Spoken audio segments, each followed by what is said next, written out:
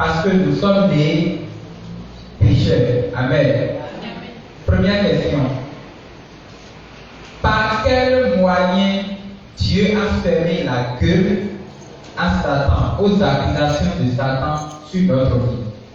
Par quel moyen Dieu a fermé la gueule? C'est qu'il lui a fait taire pour toutes ces accusations sur nous. Qui va nous répondre? Dis-moi. Non. Passons sans, ça reste un peu. Ça reste une petite chose. Donc c'est la chose que vous ne suivez pas. Pas la croix. C'est ça. C'est pas la croix. Lorsque nous étions nés, nous sommes nés dans l'enfer. Parce que nous sommes nés naturellement adamiques. Donc nous sommes nés dans les ténèbres. Vous comprenez? Donc lorsque la Bible dit Dieu a envoyé son Fils, c'est qu'il a envoyé une chair. Et la chair a fait le sacrifice de la croix. Donc il nous a envoyé la croix, le moyen par lequel nous puissions passer pour réanimer notre relation avec Dieu. C'est ça. Donc c'est la croix. Amen. Et si on parle de la croix, on parle du sang. Donc c'est pour cela que ça reste une petite chose. Donc le sang est là pour fermer la bouche aux accusations du diable sur nous. Amen. Maintenant, quelles sont les deux œuvres de Christ? J'avais parlé de deux choses hier. Deux œuvres de Christ. Lorsque Christ est venu, il a fait deux choses dans son ministère. Je nous rappelle le contraire.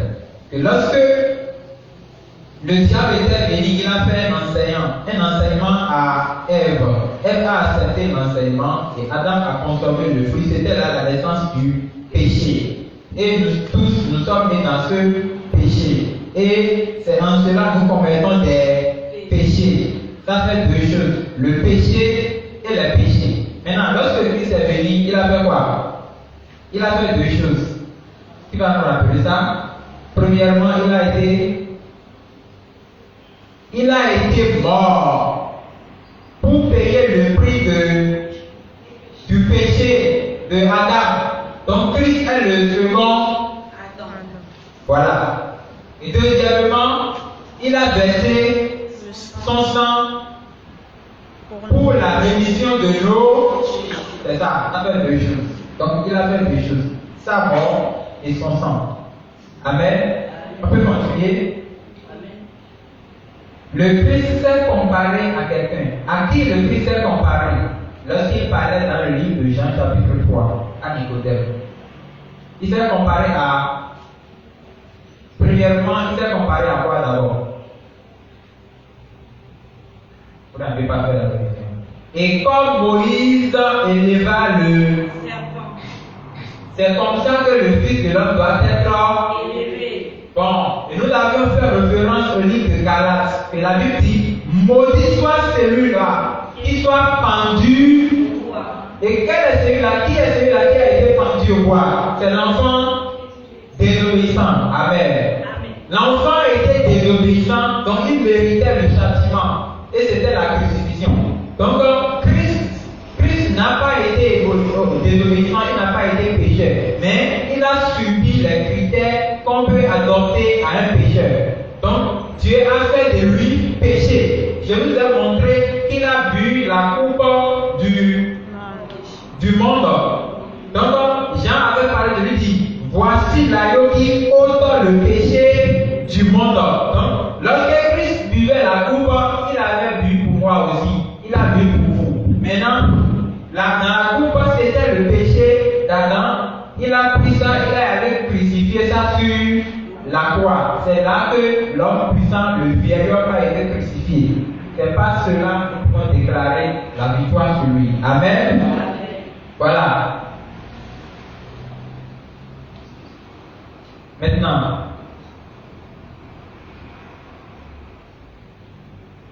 si si vraiment nous sommes morts, est-ce qu'un mort peut pécher? Non. Et si nous continuons de pécher, c'est la preuve que nous n'étions pas morts. Voilà, est-ce que nous sommes morts?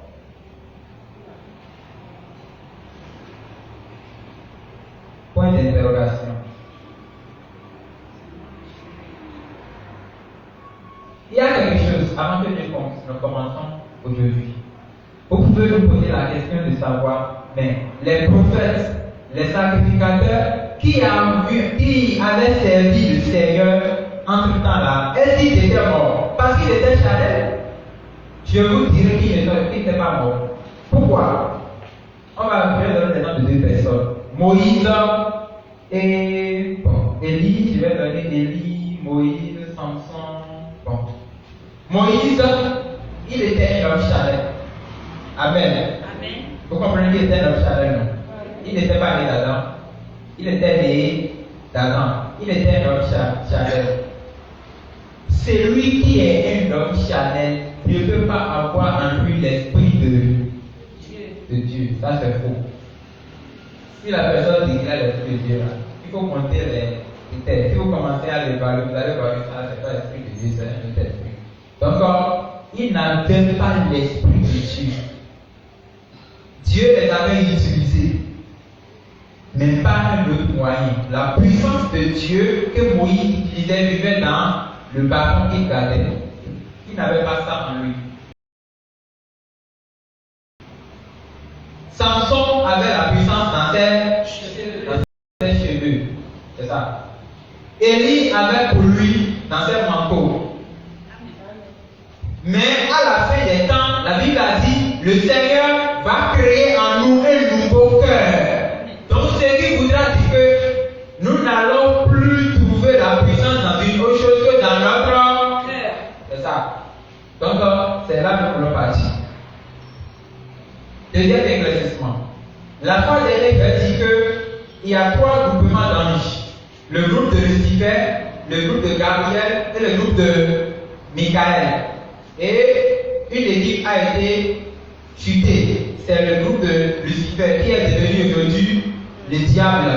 Bon, ça reste deux équipes. Vous allez voir, depuis longtemps là, on a pu parler de ces groupes de louanges. Si ce n'est que parce que ce n'était pas eux tous qui étaient tombés, il y avait certains encore qui restaient au ciel. C'est ceux-là qui ont fait de louange lorsque le Christ était né. Les deux autres équipes, ce sont ceux-là que Jacob avait vus dans la vision. Si vous lisez le livre de Genèse, lorsque Jacob était dans son aventure, un temps il était fatigué, il se reposait. Mais dans son repos, il a eu un songe, il trouva des échelles et deux équipes d'anges. Un était en train de monter et un était en train de descendre. Ça fait les deux équipes des anges qui restaient. Amen. Ce n'est qu'un éclaircissement. La troisième chose, la Bible dit, cherchez premièrement le royaume et la justice de Dieu. Amen. Et les autres choses nous seront données par-dessus. On a compris ça là, non? Pourquoi les chrétiens n'ont pas toujours les autres choses comme ils le doivent? C'est parce qu'ils n'ont pas arrivé à passer par la crucifixion de la chair. Parce que celui qui ne passe pas la crucifixion de la chair n'a pas en lui le royaume de Dieu. Il n'est pas un enfant de Dieu. La personne n'achète pas. Comment il fait? Je peux lui donner le bonus. Il faut qu'il achète d'abord. C'est après cela que je peux lui donner des bonus. Mais s'il n'achète pas, je lui donne le bonus. C'est la preuve qu'il n'est pas mon client. Donc, ceux qui recherchent des miracles, des guérisons, de n'importe tout aujourd'hui là, sans avoir crucifié la chair, c'est qu'ils sont de simples choses devant Dieu. Pour preuve, lorsque le Christ était venu, il faisait quoi? Des miracles. On est d'accord? Il guérissait les malades. Non? Combien des malades, ou bien combien des aveugles à qui il a ouvert les yeux, combien de ceux-là ont été sauvés? Personne. Personne. C'est une seule personne qui avait témoigné. Et la Bible n'a pas finalement montré qu'il a terminé souvenir pour lui. C'est celui à qui il avait ouvert les yeux, il a ouvert les yeux, et les pharisiens étaient en train de critiquer. Mais le monsieur, il a répondu, il dit, tout ce que je sais, c'est que Dieu ne peut pas entendre la prière d'un pécheur. C'est ça. Donc la Bible n'a pas montré finalement s'il a été sauvé ou pas. Donc tous ceux qui ont suivi le Seigneur pour les miracles, ils n'ont pas suivi pour être sauvés. Ils ont été servis pour le pain seulement. C'est ça. Donc ils étaient la foule. Comprenons de là qu'il y a plusieurs groupes de personnes qui suivaient le Seigneur. Ce n'est pas un Jésus qui les a cru. Je vais vous montrer 3 exemples. Premièrement, il y a la foule qui suivait le Seigneur. C'est eux qui criaient, Seigneur, Seigneur, guéris-nous, nourris-nous. Le Seigneur leur donne le pain. Il guérit les malades. Il ouvre les yeux aux aveugles. Mais il sait qu'ils ne seront pas sauvés. Amen. Parce que le problème principal pour lequel le Seigneur était venu, ce n'était pas pour les miracles. Amen. Nous sommes d'accord? Élie a fait de miracles. Moïse a fait de miracles. Josué a fait de miracles. Les prophètes ont fait des miracles. Mais le Christ n'était pas venu pour accomplir le miracle. Non. Il était venu pour crucifier la chair. Amen. Amen. Donc, l'équipe de la foule, il y en a nombreux individus qui font partie de la foule. Ceux-là, le Seigneur ne les connaît pas. Bon. La deuxième équipe, c'est les 70 personnes. Amen. Les 70 personnes, le Seigneur les a envoyées pour aller faire quoi? Pour évangéliser. Quel a été le but principal de l'évangélisation? De guérir les malades. De faire quoi encore? De faire des miracles. C'est tout.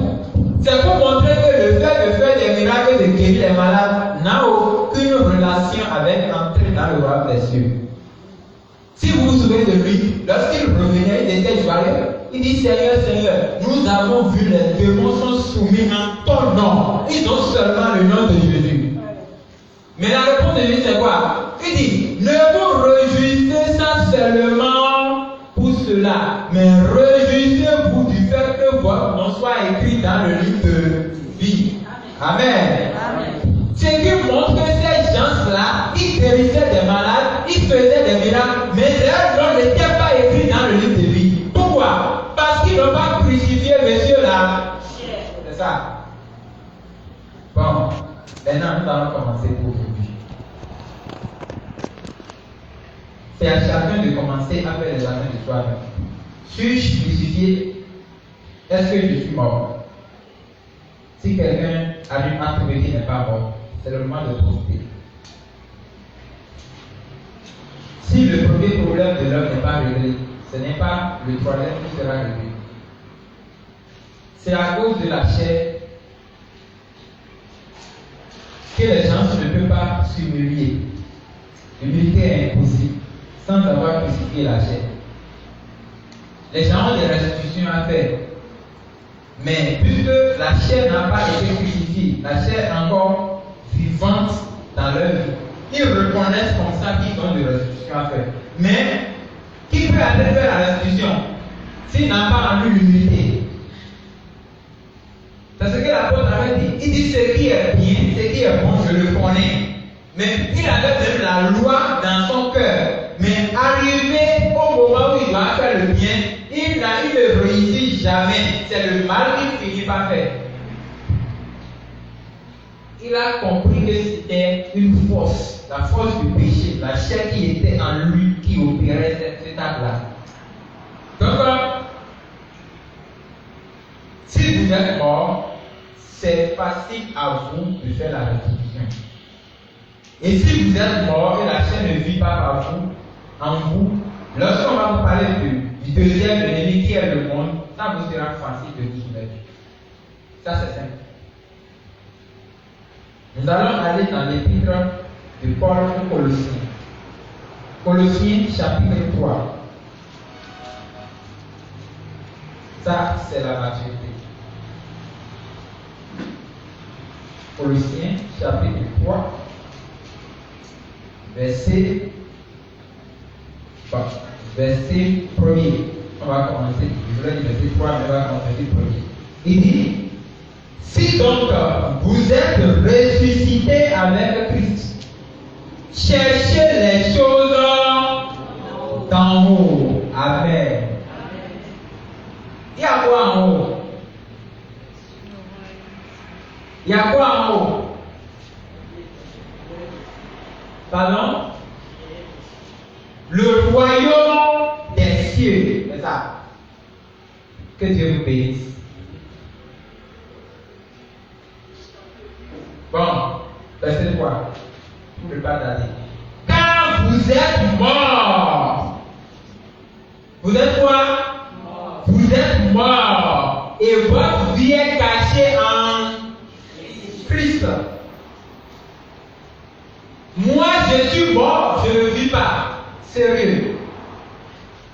C'est lui qui est mort là. Si vous venez là, oui, tu ne vas pas gagner. Mais s'il n'est pas mort là, tu peux le lire. Il va vous taper, taper et taper. On appelle ça la vraie vie du péché. Si la personne n'est pas morte, s'il trouve le péché là, il va manger, bisser, bisser et bisser encore. Pourquoi? Parce qu'il n'est pas mort.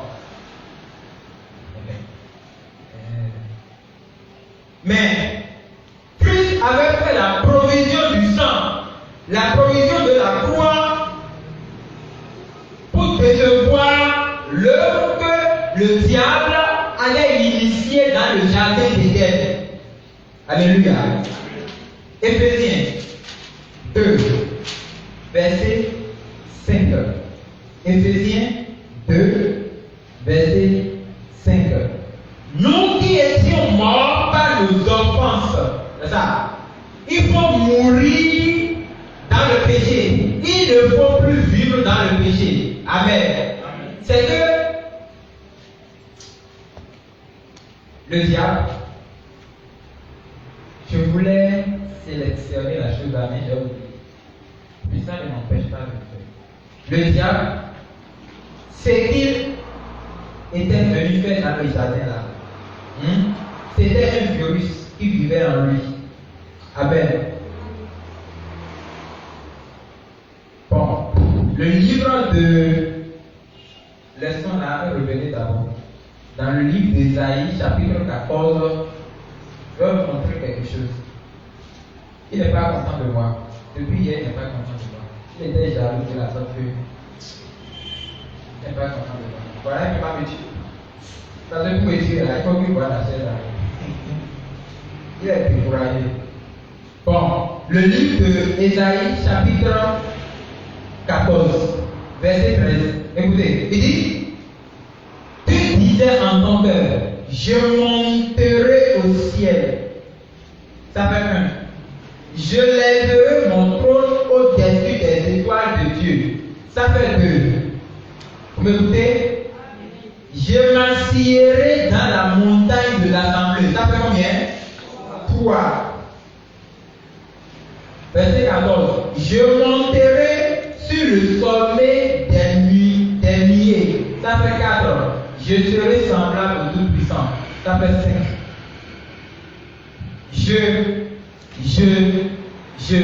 Ça c'est l'expression du moi.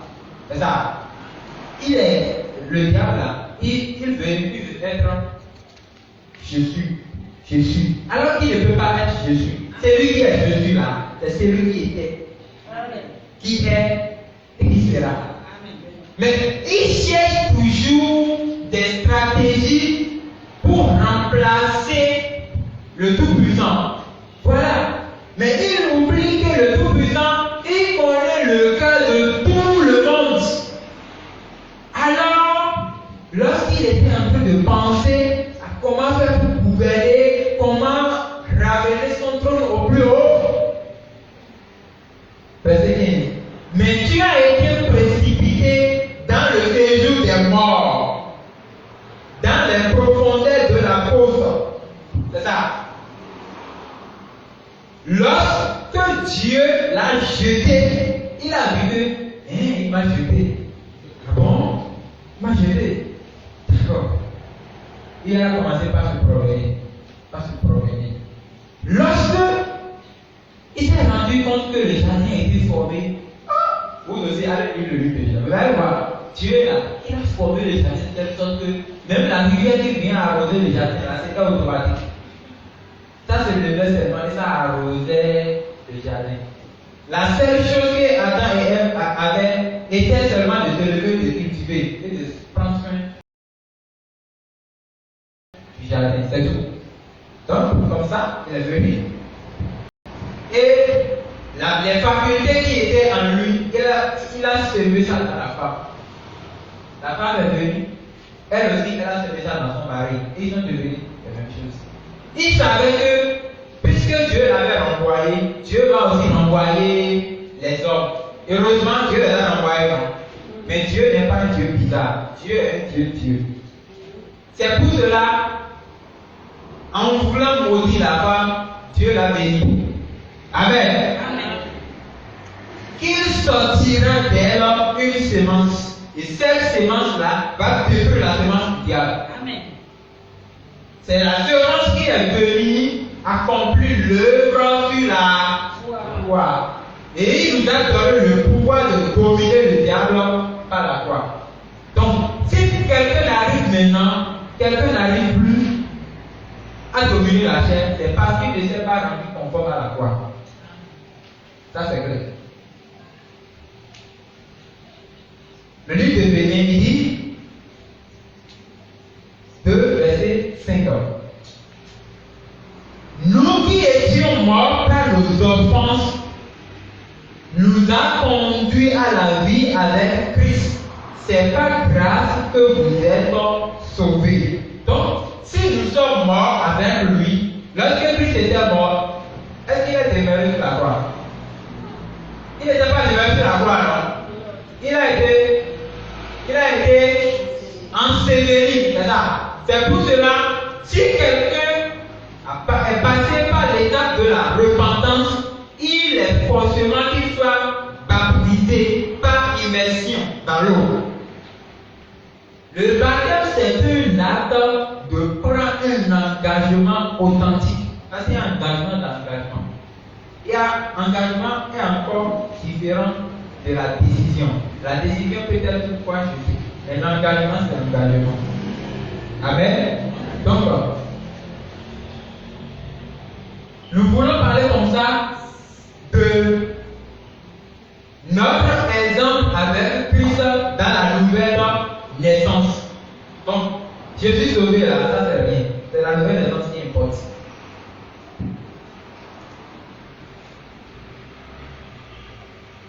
Celui qui n'est pas né de nouveau ne pourra pas entrer dans le ciel là.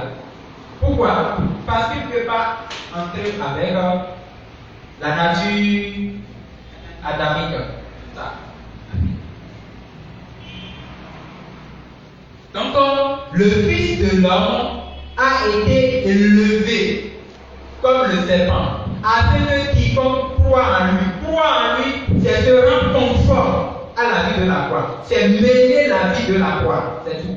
Mener la vie de la croix. La vie qui était en Christ. C'est pourquoi Paul a dit, ayez en vous les sentiments qui étaient en Christ. Amen. Amen. Nous allons observer cette chose. Le Christ dont nous parlons là, lorsqu'il était resté dans ce monde, est-ce que le vieil homme avait agi en lui?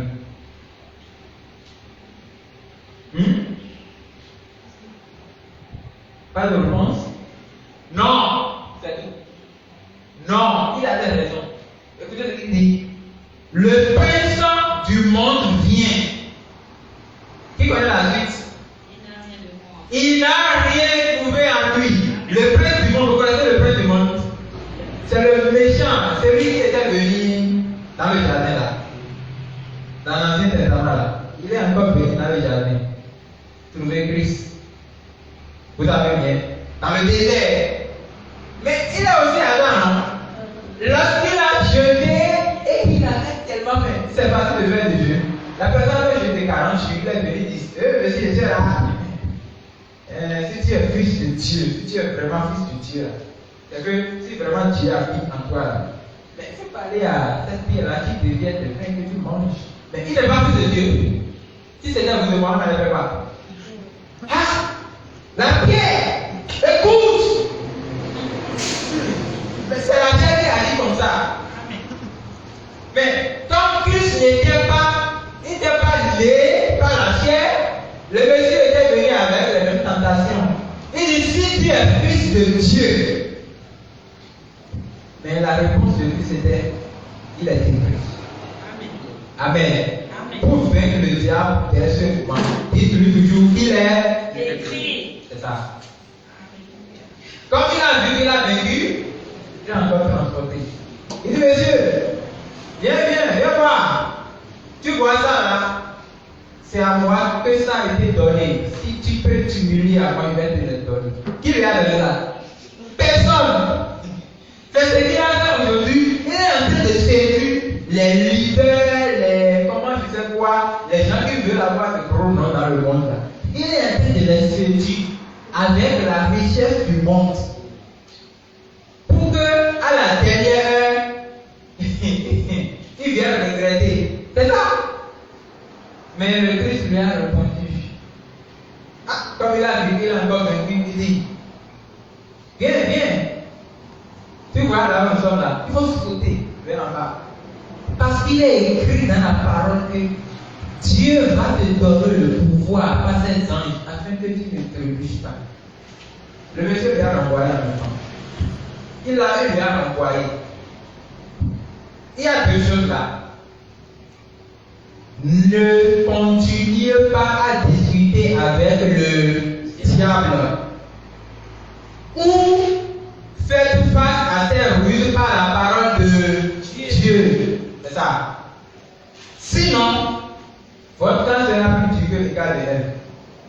Parce qu'elle avait trouvé que le fruit était mauvais. Mais finalement, elle a qualifié le fruit 3 fois plus qu'avant. C'est comme ça la convoitise marche. Amen. Donc, le prince de ce monde était venu, mais il n'a rien trouvé dans le Christ. Pourtant, il est important pour que le grain de bleu meure pour pouvoir porter du fruit. Alléluia. Hébreux 2, verset 9. Hébreux chapitre 2, verset 9. Vous allez voir ce que Dieu a dit. Il dit, mais celui qui a été abaissé un peu de temps au-dessus des anges, Christ, nous le voyons couronné de joie, à cause de la mort qu'il a souffert, afin que par la grâce de Dieu, il souffre la mort pour tous. Donc, il est mort pour.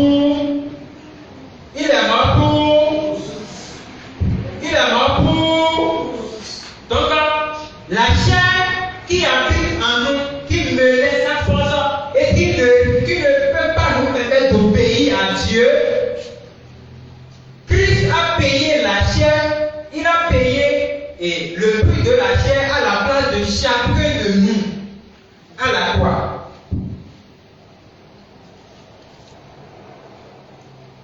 Je vais sauter. Verset 12. J'annoncerai ton nom à mes frères et je te célébrerai au milieu de l'assemblée. Alors, si nous arrivons à conformer notre vie avec la croix, ça va témoigner au milieu de nombreuses personnes. Amen.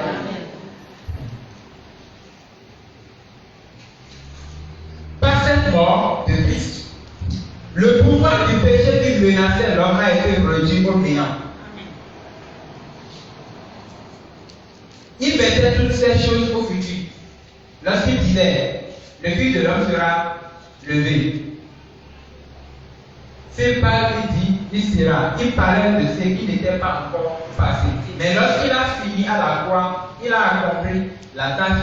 Il n'a plus parlé du futur, mais il a dit ça accompli. Il a dit que c'est accompli. Donc, actuellement, chacun de nous doit comprendre qu'il ne vit plus par la chair, mais qu'il vit par la croix. Alléluia. Amen. Nous ne vivons plus par, mais nous vivons maintenant par la. Nous vivons maintenant par la. Parce que ce n'est plus nous-mêmes qui vivons, qui vivons. Mais nous vivons par la puissance qui a crucifié la chair et qui lui a rendu impuissant. On a compris? Bon, revenons dans le livre de Colossiens. Colossiens chapitre 2. Que personne, verset 16, que personne donc ne vous juge au sujet du manger ou du boire, ou au sujet d'une fête, d'une nouvelle lune ou des sabbats. C'était l'homme des choses à venir. Vous comprenez cela?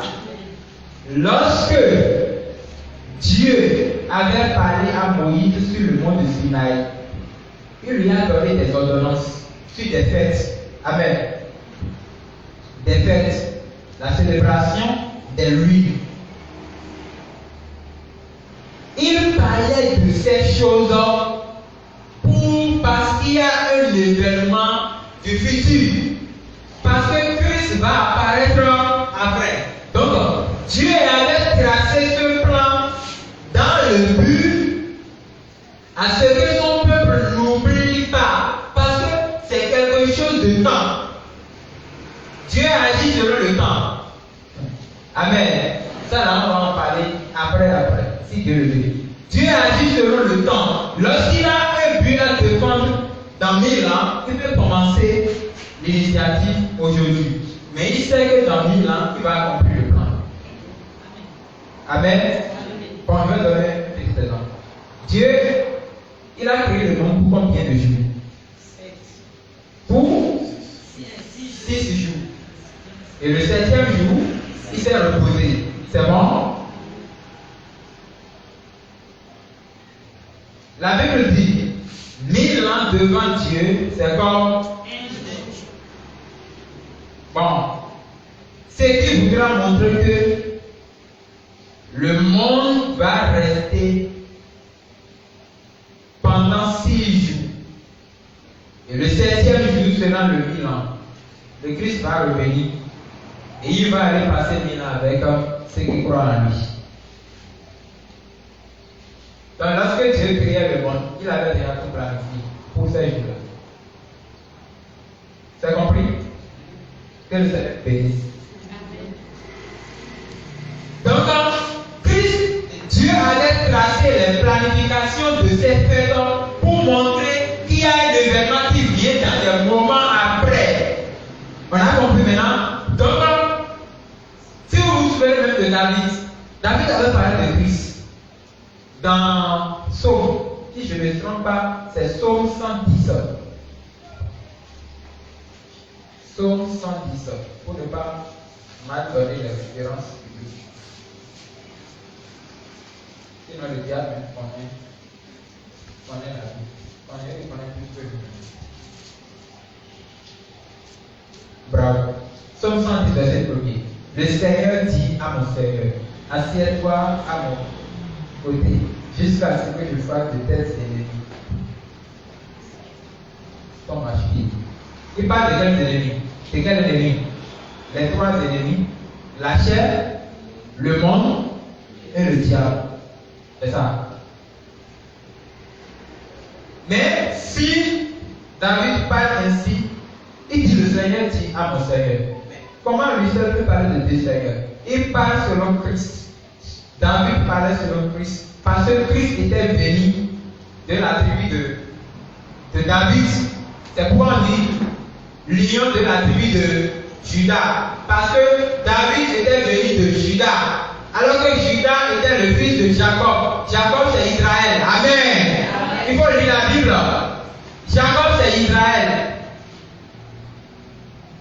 Et Christ était venu de la tribu de Judas. Alors que David est le fils d'Esaïe. Esaïe vient de Judas. Donc, lorsqu'il dit, le Seigneur dit à mon Seigneur, il parle comme si c'est lui qui était le Christ.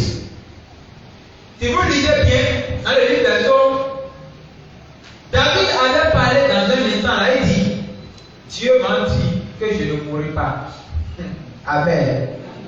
Et que mon corps ne sera pas détruit. Pierre a répété cette parole dans Actes chapitre 2, le jour de la Pentecôte. David parlait comme ça, ce n'était pas de lui-même, mais il parlait de Christ. C'est tout. Donc, mais lorsque Christ est béni, c'est pour montrer qu'il parlait parce que c'est l'un des choses qui vont apparaître dans les temps après. Amen. Amen. Voilà. Donc, lorsque Christ a accompli, il n'a plus mis les choses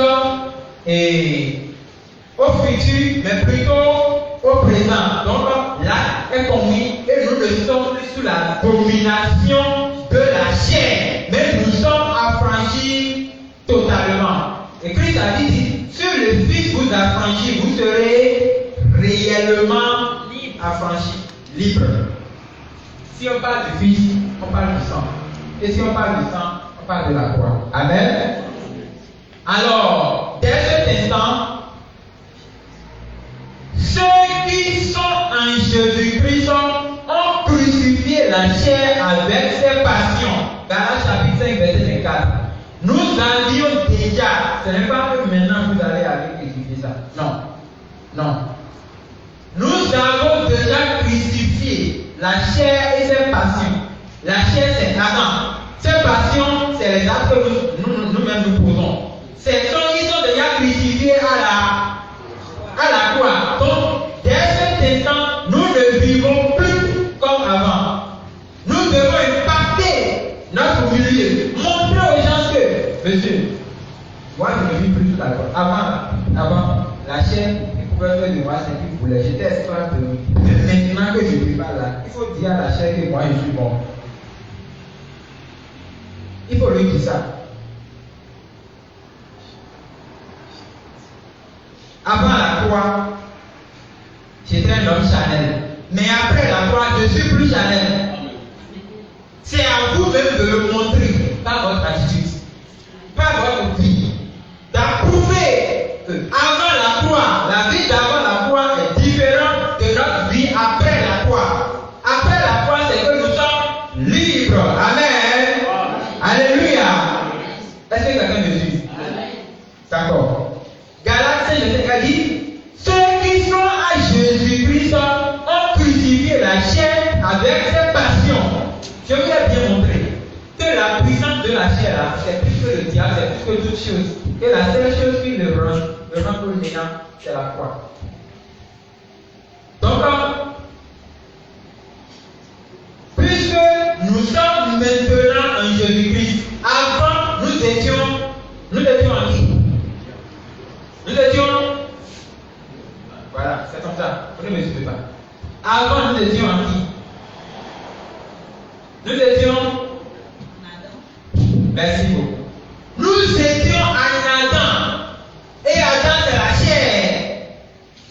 Maintenant, nous sommes en qui? En Christ. Voilà. Amen. Nous étions en Adam.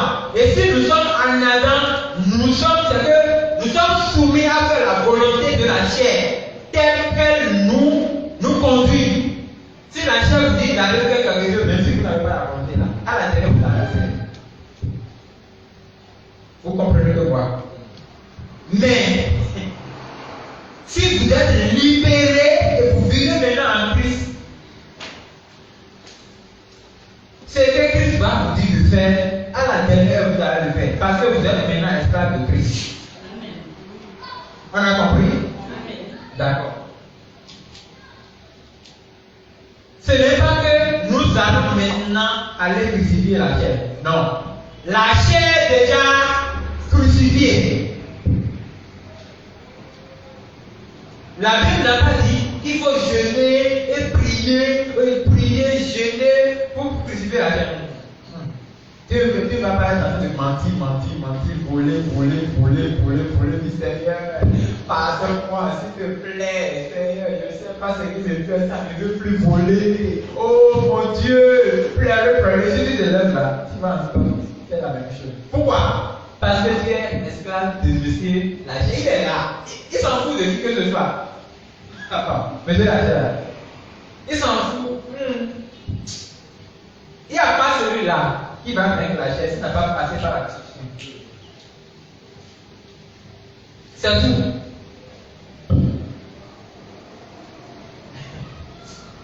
Donc, si nous vivons, et Galates chapitre 5, verset 24, je lisais, je vais le verset 25. Verset 25.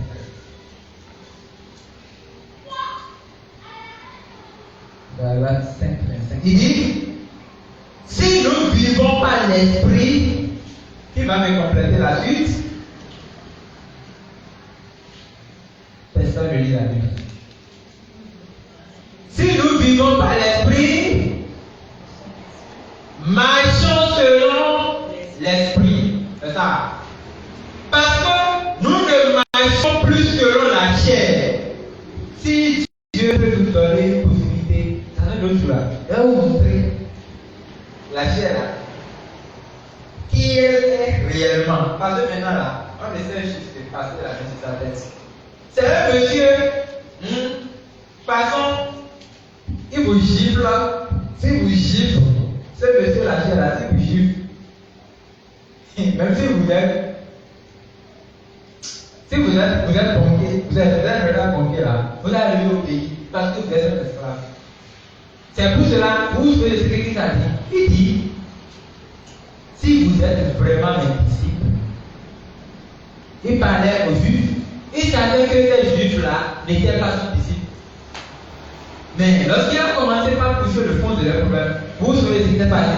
Ils ont pris la pierre pour lui jeter. C'est ça. Lorsque vous êtes animé par la chair, et la chair est à 100% dans votre vie là, vous êtes capable de faire ce que vous voulez à celui qui va parler de vous. C'est pour cela qu'ils ont voulu le lapider. Parce qu'il avait montré à ces gens-là qu'ils n'étaient pas son disciple, ils étaient disciples de Adam. Et si vous êtes disciple de Adam, c'est que vous êtes contraire à Christ. Et Christ et Adam sont des ennemis. C'est ça, ils sont des ennemis. Donc, si nous vivons par l'esprit, marchons aussi selon l'esprit. Parce que nous ne vivons plus sous la chair. Donc, dans cet instant, n'importe quelle chose que nous allons vouloir faire, c'est de demander au Seigneur, que veux-tu que je fasse? Puisque je ne suis pas plus par moi-même.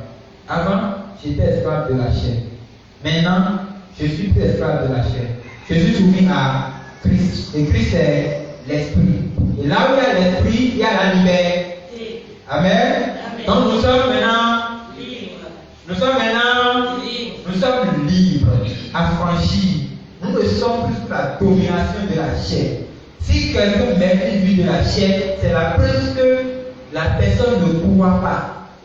La Bible dit, celui qui croit en lui ne périssant point. Et c'est la preuve que c'est que nous prêchons lui-même, nous ne savons pas. Celui qui croit en lui ne périssant point, mais il aura la vie éternelle. Donc, croire en Christ, c'est se rendre conforme à la vie de la croix. Ne pas croire en Christ, c'est ne pas se rendre conforme à la vie, mais de continuer à vivre la vie d'Adam. C'est ça. Bon. Donc, pour nous qui sommes avant, moi j'ai peur. Vous savez pourquoi j'ai peur? J'ai peur de petits enfants. Quand je vois un petit enfant meurt, je retourne observer la vie de ses parents. Je dis, la vie que celui-là meurt là, il est en train de brûler. Son enfant là, il est allé en paix. C'est ça, hein? Bon. Dieu a ouvert les yeux à un serviteur de Dieu. Et il a trouvé que la maman et le bébé, ils ont fait un accident. Et instantanément, ils sont morts. De toute façon, ils sont entrés en enfer là. La maman ne se souvient même plus qu'elle a quelqu'un autour. Avec. C'est pour montrer quoi? C'est pour montrer que si les parents mènent une vie en conformité avec Dieu, leur foi sanctifie la vie de leur enfant. Mais lorsque l'enfant va commencer à grandir jusqu'à faire la distinction du bien et du mal, oh, jugement C'est ça, hein? Et ce qu'on appelle le jugement là, c'est ça que nous ne comprenons pas. C'est pourquoi maintenant, la vie que nous allons mener, c'est ça qui va transformer notre entourage. C'est ça. Ce qu'on appelle le jugement. Si déjà, dans ce monde, nous allons dans les tribunaux, nous voyons comment les juges, les procureurs, ils lancent le procès. Et nous voyons comment ils jettent les gens en prison. Et la lamentation qui se produit, nous pouvons imaginer ce que Dieu même pourra faire des pécheurs.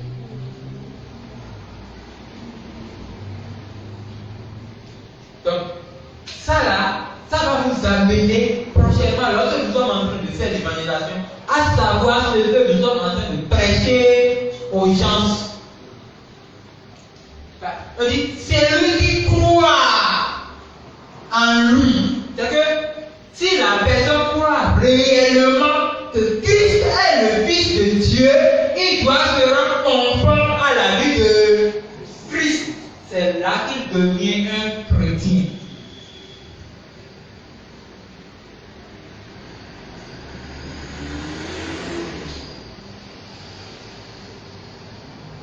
Romains chapitre 3, chapitre 6,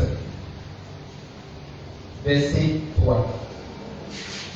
Lorsque nous arrivons à crucifier notre vie charnelle, nous avons le passeport de mener une vie sainte. Alléluia.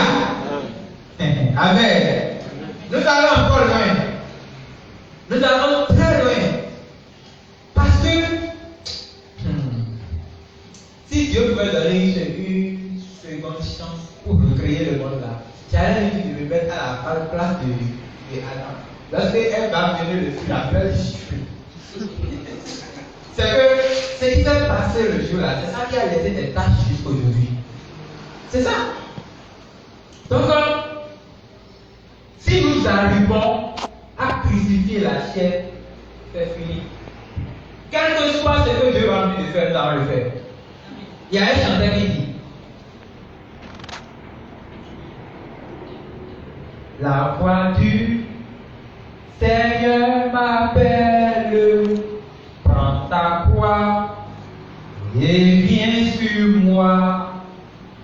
Je réponds, Sauveur fidèle, me voici, je suis à toi. Jusqu'au bout, je veux te suivre dans les bons, les mauvais jours. À toi pour mourir et vivre. À toi Jésus. Amen. Je prie que le Seigneur nous accorde la grâce de le faire. Amen. Amen.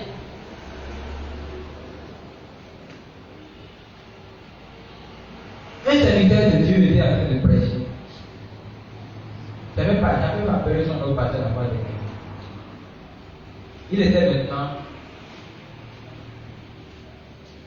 Il est encore dans le service. Mais il a pris le ministère d'humilité.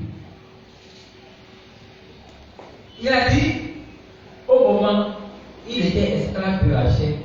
Il priait. Il était un homme de prière. Même sa confiance comme ça, vous voyez, c'est là. Il prie. Mais il a dit que si ça genoux pour prier, il commence par se rappeler des erreurs et des fautes qu'il avait déjà commises.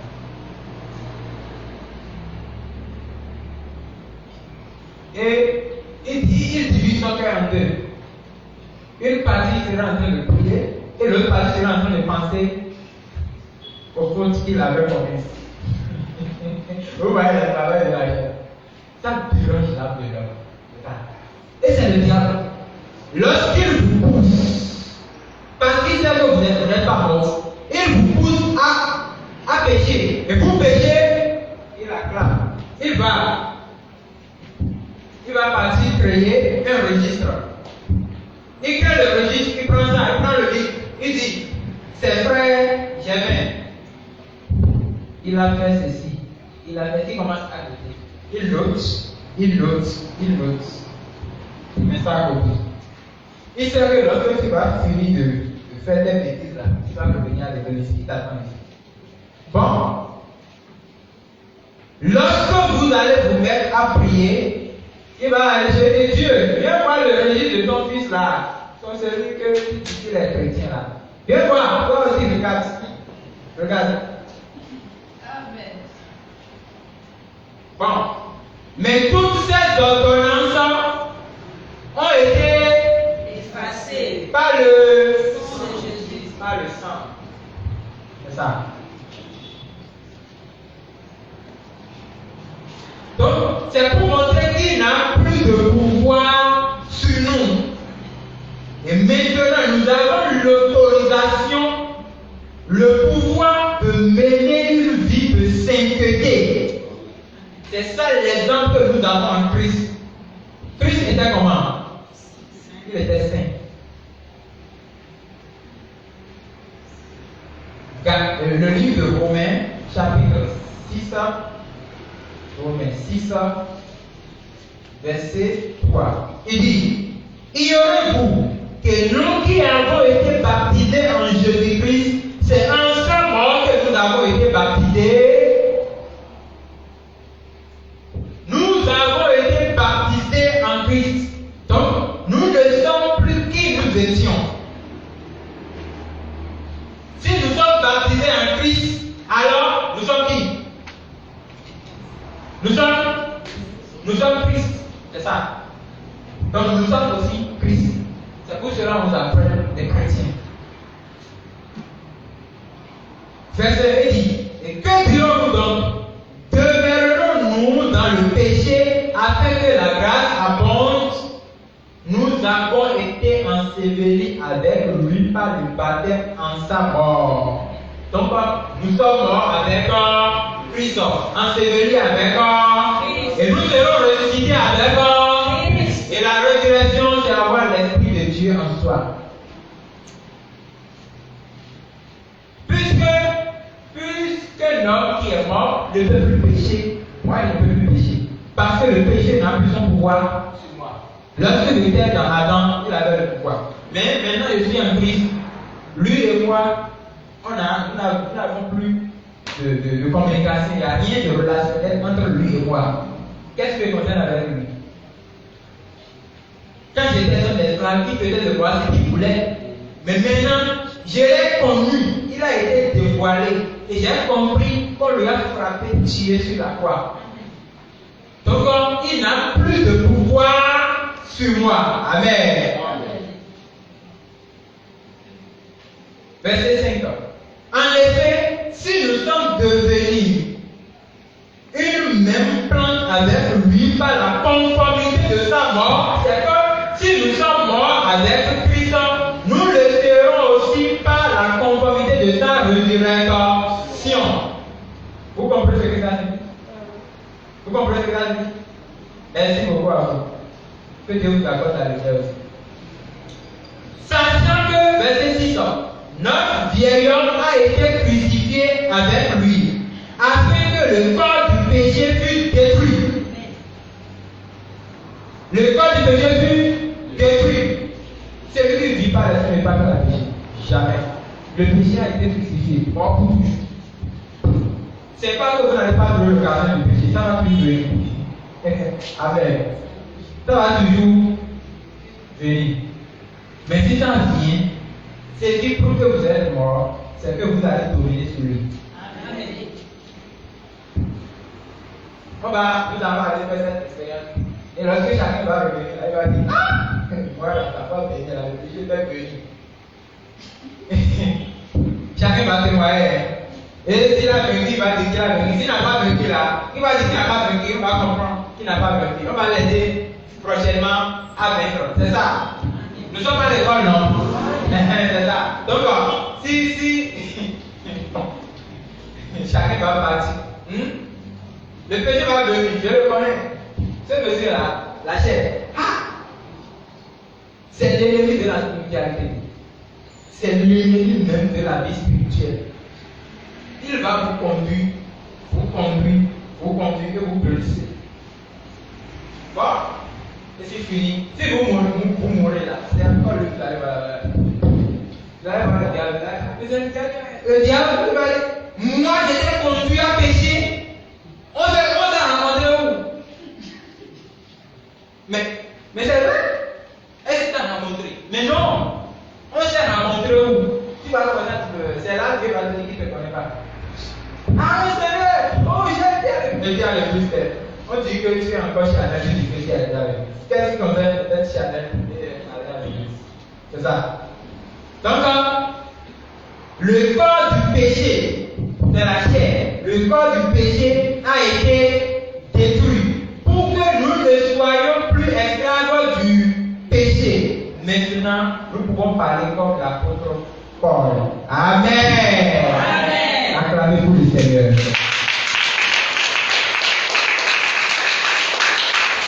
Amen. Nous pouvons déclarer comme l'apôtre Paul que j'ai été crucifié avec Christ. Et si je vis, ce n'est plus moi qui vis, c'est le Christ qui vit. C'est ça. Ce n'est plus moi qui vis. Alléluia. C'est Jésus qui vit en moi. Ce n'est plus moi qui vis. Alléluia. C'est Jésus qui vit en moi, en moi, en moi, en moi. C'est Jésus qui vit en moi. Ce n'est plus moi qui vis. Alléluia. C'est Jésus qui vit en moi. Amen. Est-ce que nous pouvons continuer de déclarer comme ça? Que ce n'est plus moi qui. Moi, je suis plus le moi. Le moi a été. Et maintenant, c'est Christ qui. C'est ça. Christ est mort, il a été enseveli. Moi aussi, j'étais mort. Face à quoi? J'ai été enseveli, puis je suis ressuscité. Je vis. Et le Christ, c'est lui qui habite en moi. Si le Christ habite en moi, c'est que j'ai une vie en conformité avec Christ. Je suis né de vous. C'est ça. Galates 2, verset 20. C'est ça qui déclare. Je vis maintenant dans la chair. Je vis dans la foi au Fils de Dieu qui m'a aimé et qui s'est livré lui-même pour moi. Ce n'est plus moi qui vis. Ce n'est plus vous qui vivez. Ce n'est plus nous qui vivons. Mais c'est le Christ qui vit en nous.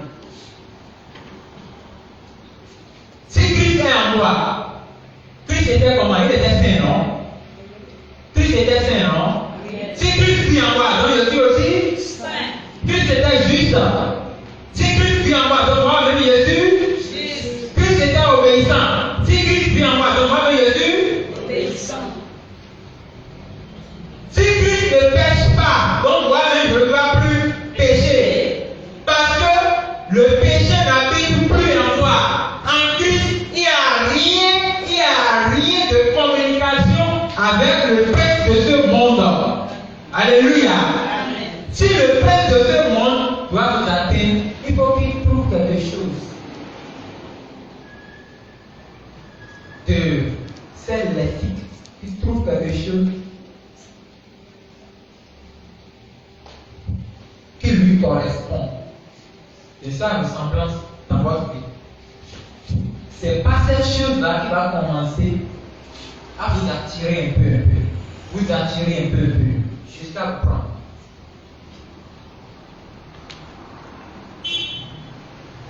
Bon, nous sommes déjà morts. Il nous faut être ressuscités avec le Christ. Je vais expliquer sur le Saint-Esprit. Parce que Lorsque vous êtes mort, il vous faut être ressuscité. La parole sur le Saint-Esprit a toujours semé de confusion. Parce que il y a d'autres qui confondent la plénitude du Saint-Esprit à la réception du Saint-Esprit. Le jour de la Pentecôte, les apôtres n'ont pas reçu le Saint-Esprit. Ils sont remplis du Saint-Esprit. On a compris? Bon. Et lisons Évangile selon Jean. C'est Jean chapitre 20.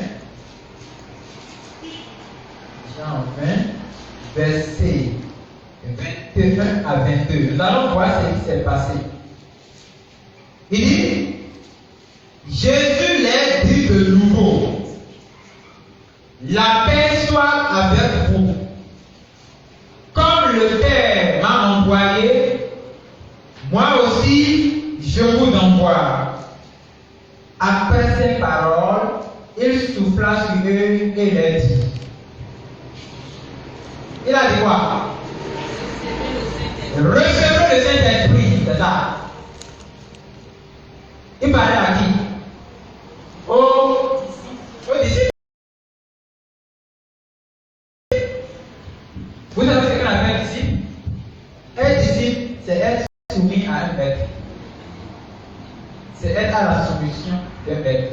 C'est chercher à être une fois, un jour, comme le maître lui-même. Amen. Donc, il dit, recevez le Saint-Esprit. Donc, il est là déjà donné le Saint-Esprit. On a compris? L'Esprit de Dieu, nous arrivons à l'accepter un peu par la parole de Dieu qui entre dans notre vie. Mais ce qui est essentiel, c'est de se voir un jour être rempli.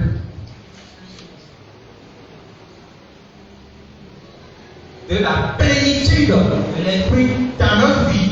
C'est ça qui fait de nous un témoin pour parcourir le monde entier. Si aujourd'hui, il y a des gens qui sont plantés dans les églises, ne peuvent pas se bouger là. Ne sais pas ce qu'on va l'appeler. C'est tout. C'est lui qui n'a pas l'Esprit de Dieu. Il ne peut pas aller. Il va aller faire quoi? Parce que moi maintenant, je ne peux pas me faire cette face et m'évangéliser. Si tu veux m'évangéliser, je te regarde, je vais te convaincre. Je vais te demander, toi, qu'est-ce que tu prêches? Jésus, non, tu prêches que tu l'as vu. Lorsque tu vas me dire que tu l'as vu, tu vas montrer comment tu l'as vu. Je vais te dire que ça fait de chez moi. Parce que je sais que tu n'es pas un disciple de Dieu. C'est ça. Mais si tu veux entrer chez moi déjà, je saurai déjà qui tu es. Si tu es un disciple de Dieu, avant que tu ne viennes, Dieu m'aurait déjà parlé qu'il y a un de ces disciples. Le truc, c'est spirituel. Et c'est l'esprit qui reconnaît l'esprit. Mais tu es charnel, tu veux me prêcher Jésus. Jésus est spirituel. Toi, tu es charnel, tu veux prêcher spirituel. C'est pour cela qu'il n'y a pas nombre de chrétiens aujourd'hui. Parce qu'ils sont encore dans la chair. Et ils n'ont pas crucifié la chair. Mais ils prient tout ça pour être remplis du Saint-Esprit. Ils ne sont pas conformes à l'exemple de Christ dans l'essence. C'est faux. Mais Christ l'a dit, recevez le Saint-Esprit. Mais ça reste la plénitude. Parce que celui qui n'est pas rempli de Dieu ne peut pas aller témoigner Dieu. Il sera découragé. Il sera découragé. Je vous le dis. Faites bien l'expérience de la plénitude du Saint-Esprit. Sinon, si vous sortez pour aller évangéliser, vrai, là, je ne dis pas évangélisation, qu'on fait dans le cadre. Évangéliser vrai, là, je vous assure que vous allez le programmer. Ça, c'est clair.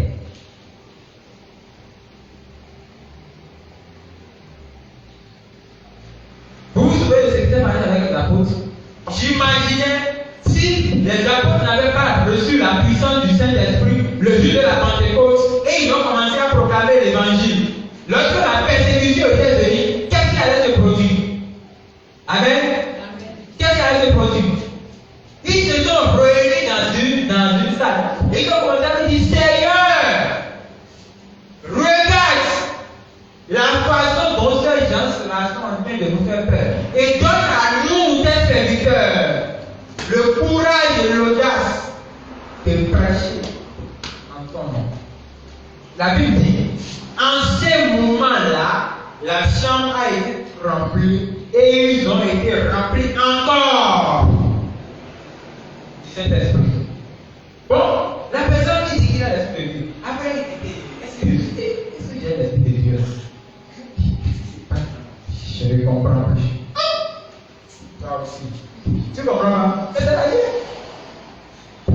C'est la chair qui est en œuvre. C'est la chair qui te fait ça.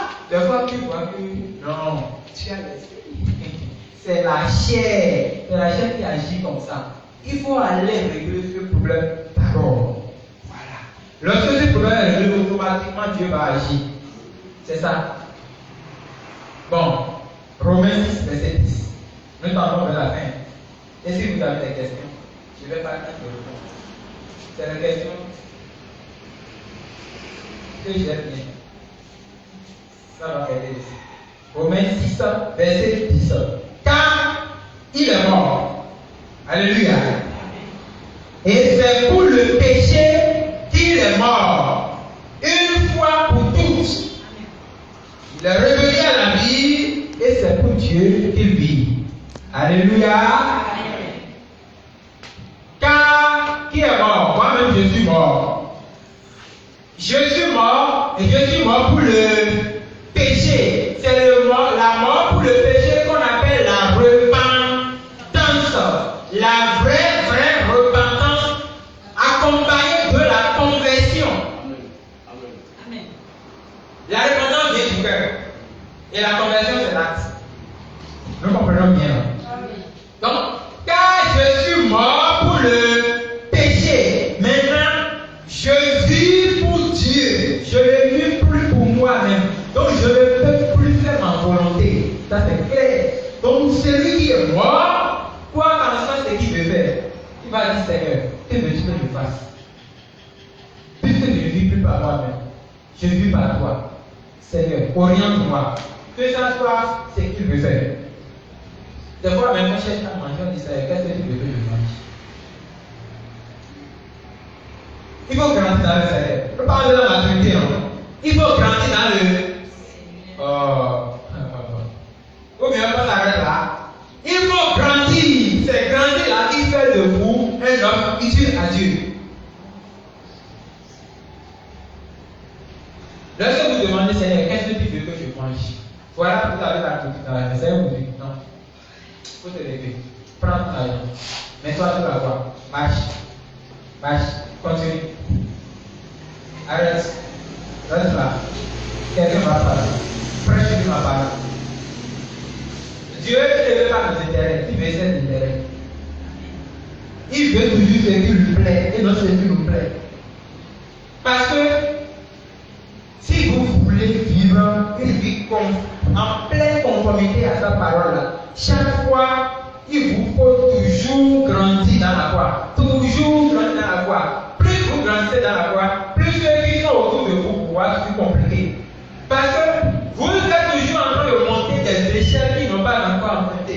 Donc, vous allez parler pour dépasser toutes les intentions. C'est ça. Vous savez ce que le Christ a fait? Il a envoyé les disciples aller payer pour le manger. Mais avant que les disciples reviennent, il était en train de discuter avec la femme samaritaine. Les disciples ont dit Seigneur, nous avons déjà amené la nourriture. Vous savez ce qu'il a dit?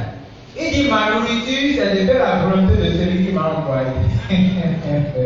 Amen. Est-ce que ta nourriture ça là? Ta nourriture ça là? C'est pour montrer qu'il y a un degré de l'élévation spirituelle entre les disciples et le Christ. Donc, lorsque vous allez commencer la vie de maturité par la mort définitive de la chair dans votre vie, ça va montrer une différence entre vous et quelqu'un à côté de vous. Ça c'est clair. Ça c'est le premier ennemi. Parce que lorsqu'on va aborder le deuxième ennemi, ça va décourager l'homme. Parce que le deuxième ennemi là, c'est un système qui séduit. Et qui séduit apparemment. pourrais dire même si c'est à 90% des chrétiens. Parce que un peu n'iront pas au ciel, on sait. Ça, on le sait. On le sait. Mais pour le peu qui iront au ciel, là, la Bible dit efforcez-vous, vous écoutez, efforcez-vous d'entrer par la porte. Par la porte étroite. Vous savez ce que appelle la porte étroite? La porte étroite, un jour j'étais à la maison en train de prier. Lorsque j'ai commencé, je n'entendais pas la voix de Dieu. Mais j'ai commencé à faire l'expérience de comprendre la voix de Dieu. Parce qu'il y a trois voix qui me parlent. L'autre voix, la voix de Dieu et la voix du diable. Lorsque j'ai commencé à faire l'expérience de comprendre la voix du diable, la voix de Dieu, je me suis mis à prier un jour. Il a dit Seigneur, je veux comprendre quelque chose. Est-ce que c'est forcé, avec tout ce que je vois là, est-ce que c'est forcément que c'est nombreux? Parce que moi j'entends des églises là où je vois des milliers de personnes. Et si je les regarde là, je trouve que ces là, ils sont très loin de ce que la Bible dit. Et je dis Seigneur, est-ce que c'est forcé que ceux-là doivent être de nouveau avant d'entrer dans le baptême? Lorsque je parlais là, il y a eu un petit sommeil. Dans le sommeil, ce que le Seigneur m'a montré, j'ai trouvé une corde en l'air. Et pour passer ces deux cordes, une de l'autre côté, une de l'autre côté. Et pour passer par les cordes, il faut savoir mettre les pieds. C'est de très minces cordes. Donc, si vous ne savez pas mettre de pied, vous allez le voir, vous allez tomber. Et il faut savoir mettre le pied ici, et savoir aussi mettre le pied de l'autre côté. Donc, lorsque vous allez faire moins de gestes, vous allez tomber. J'ai eu peur. Je me suis demandé ce qui va se passer. Ça m'a montré que c'est ça le chemin du ciel. Le chemin du ciel là, c'est qu'il ne faut pas copier quelqu'un. Il ne faut pas photocopier quelqu'un. Il faut suivre ce que la Bible a dit. La porte étroite, c'est une porte qu'il faut prendre un vif engagement afin de réussir. Sinon, impossible. C'est impossible. Amen. La deuxième chose, j'ai encore me poser la même question. Ça a été la première fois que j'ai entendu la voix de Dieu avec mes propres oreilles comme ça. Et la parole de Dieu m'a dit, sors de chez toi, je me suis sorti. Je suis allé sur le portail. Je voyais des Canadiens, des voitures, des motos, le monde était en ambiance. Et le Seigneur m'a dit, n'importe qui, même un petit enfant ne peut y entrer s'il ne naît de nouveau. Quoi qu'en soit les noms, qu'il soit énorme ou pas. Donc, si même, je le vois que maintenant celui-là qui va me parler de quelque chose, et me changer encore cette mentalité-là. Je ne le vois pas. Parce que moi j'ai fait l'expérience. Amen. Et c'est l'expérience-là qui m'amène à affirmer et à confirmer ce que je connais. C'est ça. Bon, pour finir, je vais donner l'exemple de certaines personnes. 1 Corinthiens chapitre 15, verset 5, c'est là que ça se termine. 1 Corinthiens chapitre 15, verset 5.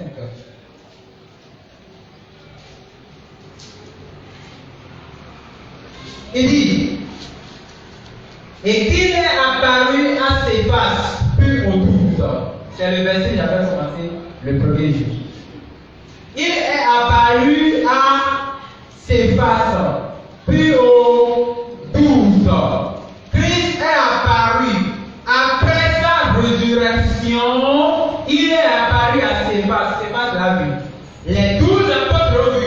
Même Thomas le croyant qui n'était pas venu, les gens qui m'ont dit qu'il ne vient pas à l'église là. Vous savez quoi? C'est qui ne vient pas à l'église là. Il y a quelque chose. Amen. Amen. Il faut qu'on se réjouisse. Nous devons nous réjouir. Pourquoi? Parce que si on n'a pas compris cette vérité là, on mourrait là. Notre soeur là, c'est déjà décidé. Mais si on connaît cette vérité là, et on marche, c'est là qu'on a franchi. Donc, ce qui ne vient pas de là, vous savez ce que ça signifie devant Dieu. C'est une manière d'insulter Dieu. Parce que lorsqu'on était en train de dire, nous avons 3 jours ici, Dieu était présent, il était témoin, non? Voilà, nous venons, Dieu était ici en train de noter chacun, mais eux, ils ne sont pas venus. Ils ont insulté Dieu. Lorsque je parlais hier, que je vous ai dit que j'ai fait la maman, lorsque le Seigneur m'a montré l'enfer et le ciel, dès que je me suis retrouvé dans les gens étaient en train de faire un chant de louange. Instantanément, j'ai trouvé un plus grand écran devant moi. Comme ça, l'écran était comme ça. Le nom de tous ceux qui étaient venus à l'église figurait sur l'écran. Ils étaient en train de chanter et battre les mains. Ne m'observez pas, ainsi je viens, je ne bats pas les mains là. J'avais certaines choses dans les pensées, je calcule. Donc c'est à cause de ça que je ne m'amuse pas là-dedans. La manière dont chacun est en train de taper les mains là, j'observe ça. Vous voyez comment le réseau vient sur le portable là. C'est comme ça, j'observe ça sur l'écran. Et le nom de la personne et sa manière de taper les mains. Si la personne a apporté la Bible à l'église, je vois la Bible devant son nom. S'il avait un cahier de notes, je vois ça aussi. S'il a amené un livre de cantique, je trouve ça devant son nom.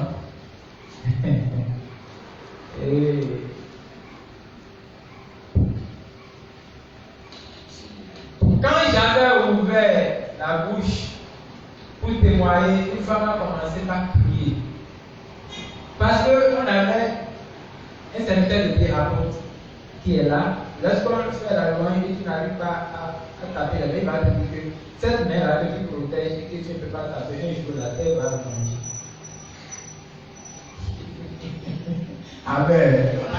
Lorsqu'on est rien, nous ne sommes rien.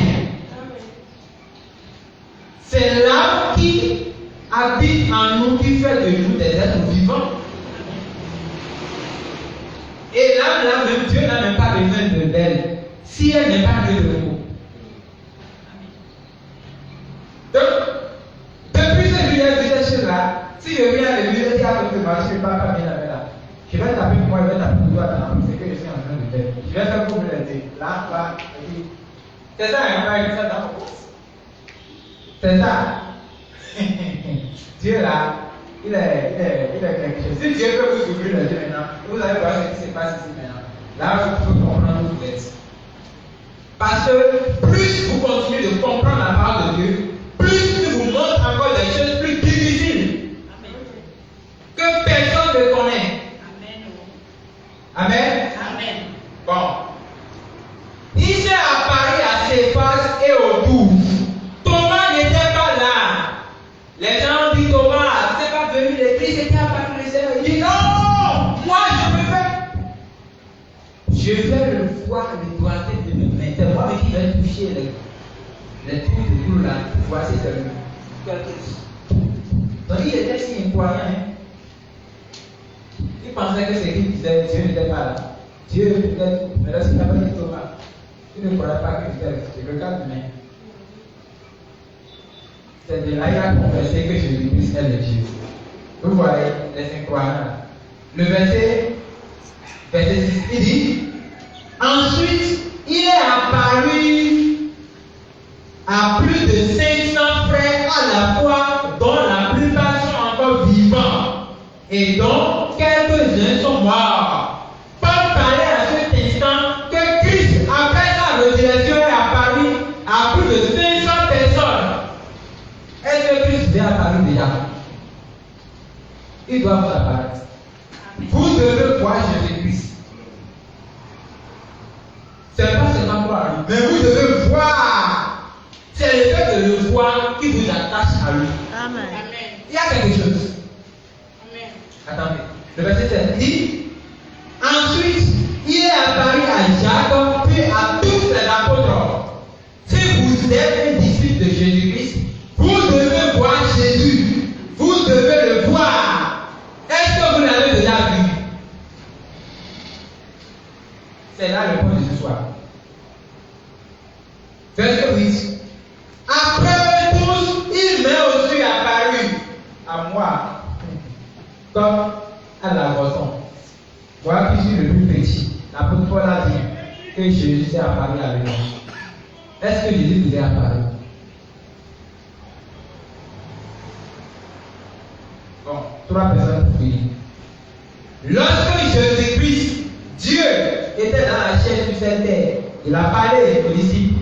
Il dit, il y a certains qui sont parmi vous, qui ne vont pas goûter la mort, mais qui vont trouver le royaume de Dieu. Il a dit ça, oui, oui. Amen. Amen. Vous avez dit ça avec quoi? Amen. Bon. La Bible dit, après cet instant, il a pris Pierre, Jean et Jacques, les trois, sur la montagne de transfiguration, instantanément, dans un instant, le prophète Élie est apparu, le prophète Moïse est apparu, et le Christ aussi est entré dans sa gloire. Lorsqu'il sera Dieu, comment il sera? Il est entré dans la gloire. Moïse suivit la loi, Élie suivit les prophètes. Et Christ est venu, il a dit, je suis venu. Voilà, vous ne lisez pas la Bible. Matthieu chapitre 5. Non pour détruire la loi et les prophètes, mais pour les accomplir. Il a dit ça. Amen. Moïse, c'est la loi, Élie, c'est les prophètes. Christ est venu pour ne pas détruire les deux, mais pour les accomplir. Pierre était en train d'observer ce qui se passait avec Jean et Jacques. Le lieu était splendide. C'est comme s'il ne se souvenait même plus des autres apôtres, de Thomas, de André, de Matthieu, de Marc, de Luc, de Barthélemy qui restaient. Ah! Vous savez ce que Pierre a dit? Il dit, Seigneur, si tu le veux maintenant, là, je vais construire 3 tentes. Un pour Élie, un pour Moïse, et un pour toi. Et nous allons rester ici. Pourquoi? Parce qu'il a fait la rencontre vraie de la gloire de Dieu. Alléluia. Amen. Les morts, ceux qui sont déjà morts là, ils ne se souviennent plus de nous qui sommes ici. Je vous le dis. Cette chose qui s'est produite avec Pierre, Jean et Jacques, l'apôtre Pierre a écrit ça dans son épître. Il a dit, nous avons vu de nos propres yeux lorsqu'il nous a menés sur la montagne. Jacques a témoigné de ça. Jean a témoigné de ça. C'est ce que vous avez vu que vous avez témoigné. Amen. Vous avez compris maintenant? Amen. Ça, c'est le point essentiel de ce soir. Maintenant, je vais demander la prière que nous avons dit de faire hier. Qui a fait ça? Une seule personne. 2, 3. Continuez 4. C'est bien. Continuez à le faire. Ou bien vous êtes exaucé déjà. 5. Vous êtes exaucé? Vous êtes exaucé? Le Seigneur vous a déjà parlé. Le Seigneur doit vous. Ça, je crois. Parce que avant, ici, les gens disaient, oh, le Seigneur m'a ouvert les yeux, regarde ce qu'il y a en compte. Parce que Dieu l'a fait. Pourtant, je crois, hein, mais les peuple l'a fait. Mais le jour qui a eu à goûter un peu, je sais que quelque chose existe. Ça, je vous le dis. La deuxième fois, j'étais déjà sur le campus. Je serais déjà en première.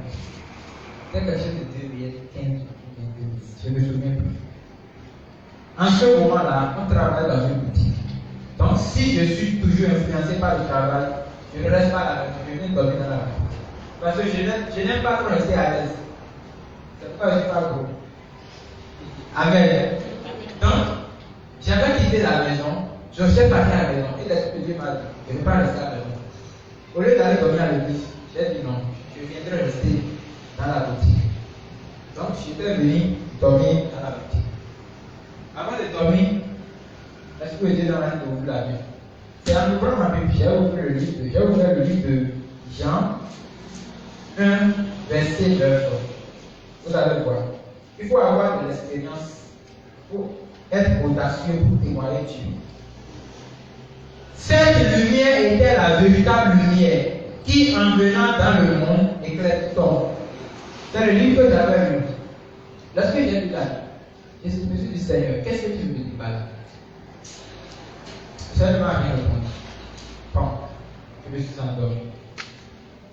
Mais je priais, je disais, Seigneur, je veux voir quelque chose que personne n'a jamais vu. Les témoignages que j'entends là, moi-même, je veux être un témoin. Je veux que tu fasses de moi quelqu'un qui va témoigner. Ça, dans un instant, je me suis trouvé dans une grande salle avec un ange qui tenait ma main. Lorsqu'on parle des anges, il y a plusieurs anges. Il y a d'autres qui ont des mains comme des hommes, mais qui ont encore des ailes, mais des ailes. Il y a d'autres qui n'ont pas de pieds. Il y a d'autres qui ont de pieds. En tout cas, je me suis tenu par la main par un ange. Il m'a fait entrer dans la bibliothèque des cieux. Souvent, je visite des bibliothèques aussi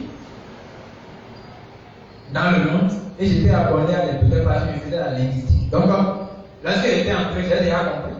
Automatiquement, j'ai compris. Vous savez ce que je dis à Dieu? Il dit, si on ne comprend pas les choses de ce monde que vous ne comprenez pas, comment vous pouvez comprendre les choses du ciel? Donc, lorsque j'étais entré, j'ai dit, ah, ça c'est quoi ça? Il y avait de vitres partout. Il y avait de vitres partout. Lorsque j'étais entré, je n'ai plus vu celui qui m'avait tenu par la main. Alors, comme j'avais l'habitude de feuilleter les documents, automatiquement, je suis feuilleteur. J'ai commencé à toucher les documents. Il y a deux choses que j'ai reçues. Je ne peux pas trop parler. La première chose, Dieu m'a parlé des faux prophètes qui vont apparaître dans la suite des temps. Si je te vois que tu es un faux prophète, je le saurai. Maintenant, même si tu viens, si je te vois, je le saurai. Tu peux être en train de prier comme de l'or. Si tu viens maintenant, moi je vais te voir que toi tu es un faux prophète. Tout de suite même. Tu peux être un enfant, tu peux être pasteur demain. Il faut pasteur, je le saurai en enfant. Ça c'est clair. Dans le livre, il y a des. Je ne peux pas dire le nom, mais il y a trop de faux prophètes. Il y a certains qui sont faux dans l'ignorance, qui ne savent même pas qu'ils sont faux. Je connais même des pasteurs qui continuent maintenant de faire le prophète. Même Dieu ne le connaît pas. Bon. Moi, comme ça, si je me pose devant lui, je dis, monsieur, comment Dieu m'a parlé? Est-ce qu'il va me voir? Dieu lui-même, il est un scandale. C'est ça, il est un scandale. Donc il faut que nous fassions attention à sa parole. Bon. La deuxième chose, Dieu m'a fait connaître par quel moyen le diable va séduire nombreuses personnes et les amener en enfer, même étant sauvés. Ça là, le juge, je l'avais dit, les gens ne l'ont pas compris. Mais moi-même, je n'avais pas compris. Mais j'ai commencé à comprendre depuis 2018. C'est là que j'ai commencé à comprendre qu'il y a certains officiers que le monde des ténèbres ont fabriqués et ils les utilisent pour séduire les gens facilement. Et vous ne pouvez pas savoir. Mais vous êtes déjà parti. C'est de là que je suis l'œuvre de l'Antéchrist à la fin des temps. Et comment l'Antéchrist va apparaître à l'église pour accomplir ce que l'apôtre Paul a dit. Que le fils de la perdition est élevé dans la maison de Dieu, plus que Dieu même. C'est ça. Donc, il faut faire la rencontre de Dieu. Lorsque vous faites la rencontre de Dieu, c'est comme si on ne vous enseigne pas. Mais vous êtes convaincu de ce que vous êtes. Et personne ne peut vous changer. C'est ça. Mais si vous ne le faites pas, s'il y a un peu de vent qui commence à tenir la place, qu'est-ce que c'est Jésus là? Jésus là, il est où? Voilà. Il faut être comme les trois hébreux là. Shadrach, Meshach et Abednego. Vous savez ce qu'il dit? Il dit, notre Seigneur, Dieu, va nous sauver de cette chose que tu as mis debout là. Et même s'il ne va pas nous sauver, nous ne sommes pas prêts à s'humilier à ton statut. C'est comme ça, le roi était énervé pour que les gens jetent dedans. C'est là que Dieu me met à Paris. C'est lui qui était à Paris, c'est la personne, c'est Jésus-Christ. C'est lui. Lorsque vous défendez la cause de Dieu, il vous défend aussi. Donc, pour tout ce que nous venons d'entendre sur la chair, si ça dit, appliquez-les dans votre vie. Vous allez voir qu'il y a un changement. Si vous les appliquez, ça marche. Lorsqu'on va vous parler du deuxième ennemi, vous allez voir que vous allez réussir. Même si les gens commencent à vous dire, tu vois, c'est la phrase qui dit ça. Ne les écoutez point. Romains chapitre 2, verset dit, ne vous conformez pas au siècle présent. Ce siècle-là. En tout cas. Maintenant, donc, les apôtres ont vu Jésus. C'est pas a vu Jésus. Les 500 frères ont vu Jésus. L'apôtre l'a vu. Mais pourquoi vous n'avez pas encore vu? Ça, c'est le point de prière. Seigneur, je veux te voir. Seigneur, je veux te voir. Est-ce que vous pouvez lever vos pieds? Seigneur, je veux te voir. Pierre t'a vu. Jean t'a vu. Jacques t'a vu. L'apôtre Paul t'a vu. T'a vu sur le chemin de Damas. Seigneur, je veux te voir. Montre-toi pour moi. Moi aussi, je veux te voir. Je veux faire l'expérience. Prier au nom de Jésus. Commencez à prier.